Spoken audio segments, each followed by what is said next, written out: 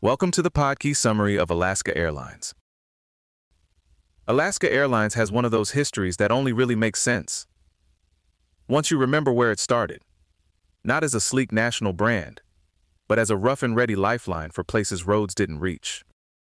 What follows is a story about constant adaptation, some genuinely pioneering aviation moves, a few painful reminders that airlines live or die on safety, and now a very big bet that this once regional carrier can turn itself into something global. The company began in 1932 as McGee Airways, and in the early years the whole operation was almost hilariously improvised. Flights didn't run, because a neat schedule said so. They ran when enough passengers, cargo, or mail showed up to make the trip worth it. That tells you a lot about what kind of airline this was. It wasn't built around convenience first. It was built around necessity. After mergers, money trouble, and even federal intervention, it took the Alaska Airlines name in 1944, and the through line stayed pretty consistent, served the realities on the ground, or really, on the ice and water. That meant using ski-equipped DC-3s, amphibious aircraft, and later even helicopter support for North Slope oil exploration. In Alaska, versatility wasn't a branding exercise. It was the job. That same practical streak shows up in the cargo side too, which is unusually central to the airline's identity. Alaska moves fresh seafood south, mail and consumer goods north from Seattle, and all the personal packages people need in communities with limited or no road access. Its regional cargo network is described as the largest among West Coast passenger airlines, and that feels less like a fun fact than a clue to what the airline actually does for people. One of the best examples was the 737-400 Combi, a plane configured to carry 4 cargo pallets and 72 passengers at the same time. In a lot of places that would sound niche. In Alaska, combining people and supplies on one flight is just efficient and sensible. For an airline so associated with the far north, it has had some pretty unusual international chapters. In 1949, it took part in Operation Magic Carpet, helping airlift roughly 49,000 Yemenite Jews from Yemen to Israel. Crews flew routes of nearly 3,000 miles while avoiding Arab airspace, and the whole operation was completed without a single loss of life. That's an extraordinary logistical and human story, and it's easy to miss if you only think of Alaska Airlines as a West Coast brand. Later came some other unlikely ventures, including Boeing 707 charter flights to the Soviet Union from 1970 to 1972 that were negotiated in secret, and scheduled service to the Russian Far East starting in 1991. Those Russia routes eventually ended after the 1998 financial crisis there, but they show how often this airline has been willing to test edges other carriers ignored. A huge turning point came with U.S. airline deregulation in 1978. That opened the door for Alaska to expand beyond its traditional network, with Seattle becoming the main hub and the West Coast becoming the real growth engine. By the end of the 1980s, 70% of its passengers were flying south of Seattle rather than within Alaska itself. So the name stayed the same, but the business had changed dramatically. The airline scaled through acquisitions like Horizon Air in 1986 and Jet America in 1987, and then through partnership structures where regional carriers such as Horizon and SkyWest operated aircraft while Alaska controlled scheduling, marketing, and pricing. It's a model that helped it grow efficiently, though that kind of outsourcing also becomes important later when you start talking about operational risk. For a company with bush plane roots, Alaska also built a strong reputation for trying new technology early.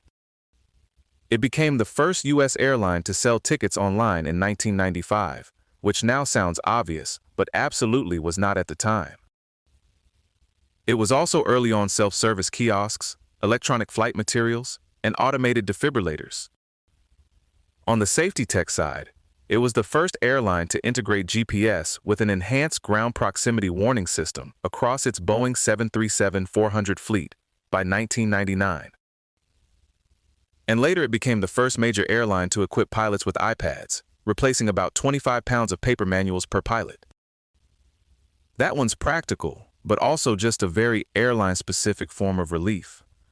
nobody wants to lug a small library into the cockpit. The harder part of this history is that Alaska's record also includes 12 major aviation accidents, with 226 passengers and crew members killed, along with 2 people on the ground. The 1971 crash of Flight 1866 near Juneau killed 111 people, and Flight 261 in 2000 became one of the airline's defining tragedies. That crash exposed the consequences of deferred maintenance and the failure of a horizontal stabilizer jack screw assembly.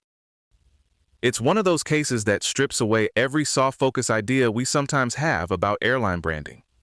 Friendly service doesn't protect anyone if maintenance culture fails. And the scrutiny hasn't really gone away. In 2024, there was the Boeing 737 MAX 9 door plug separation, and in 2023, there was the Horizon Air incident, where an off-duty pilot allegedly attempted to shut down the engines of a flight. These are very different events, but together, they underline the same uncomfortable point. Airlines are complex systems, and weak spots can come from aircraft design, maintenance decisions, outsourcing arrangements, or staff screening. The 2016 acquisition of Virgin America showed how messy growth can get, even when the strategic logic is clear. Alaska Air Group paid $2.6 billion for the airline itself, and roughly $4 billion once additional expenses were included, making Alaska the 5th largest U.S. airline. The upside was a much stronger position in California and on transcontinental routes, plus access to Virgin America's customer loyalty. The downside was that Alaska suddenly had a costly Airbus subfleet alongside its Boeing fleet. That kind of mismatch creates headaches in maintenance, training, scheduling, and operations. By 2023, Alaska had phased out those inherited Airbus aircraft and returned to an all-Boeing mainline fleet, which says a lot about how seriously it values fleet simplicity, even when expansion pushes the other way. Then came the much bigger strategic leap, Alaska's acquisition of Hawaiian Airlines. That deal closed in September 2024 at $1.9 billion, with Alaska also taking on about $900 million in debt. It brought wide-body aircraft, international routes, and Hawaiian's Pacific network into the fold, even though the plan is to keep the two brands separate. Regulators had antitrust concerns because the combined carrier would control about 40% of traffic between Hawaii and the U.S. mainland. Approval came with conditions, including preserving key Hawaiian routes, protecting frontline union jobs, and maintaining consumer protections for 6 years. So this wasn't just a handshake and a ribbon cutting. It came with strings attached, because the combined airline suddenly matters a lot more to a lot more markets. And this is where the identity of Alaska Airlines really starts to shift. Using Hawaiian aircraft, Alaska launched Seattle to Tokyo service in 2025 and plans Seattle to Seoul plus 10 additional intercontinental routes by 2030. The fleet plan behind that includes 17 Boeing 787s and 24 Airbus A330s, which is a pretty clear sign that this is no longer just a domestic narrow-body story. In January 2026, the company announced its largest aircraft order ever, 110 new Boeing planes. That stands out because Alaska has stayed publicly committed to Boeing, even after inheriting Airbus aircraft through both Virgin America and Hawaiian. It's a global expansion strategy, but it still carries this older Alaska instinct to build around a strong operational center and a clear fleet philosophy, even if the details are getting a lot more international. The sustainability work is a mix of small-bore cleanup and bigger technological bets. Back in 2011, Alaska operated 75 passenger flights, using a 20% used cooking oil biofuel blend. More recently, it invested in 12, a startup making jet fuel from captured carbon dioxide. 12 says that fuel could cut emissions by 90% without requiring aircraft modifications, which is the kind of claim that matters because aviation doesn't have many easy decarbonization options. On the simpler side, Alaska became the first U.S. carrier to eliminate plastic cups from in-flight food and beverage service in 2023, part of a push to target its 5 biggest onboard waste sources by 2025. It's not one grand fix. It's incremental waste reduction, paired with a search for cleaner fuel that could work at real airline scale. So when you look at Alaska Airlines end to end, the through line is adaptation. From demand-based bush flights to combi cargo service, from online ticketing to Pacific expansion. The open question now is whether it can hold on to the operational discipline that built its reputation while taking on the complexity of becoming a global airline. That's a bigger leap than repainting a few planes, and probably a little harder than loading mail, passengers, and seafood onto the same flight. This episode was generated by Podkey.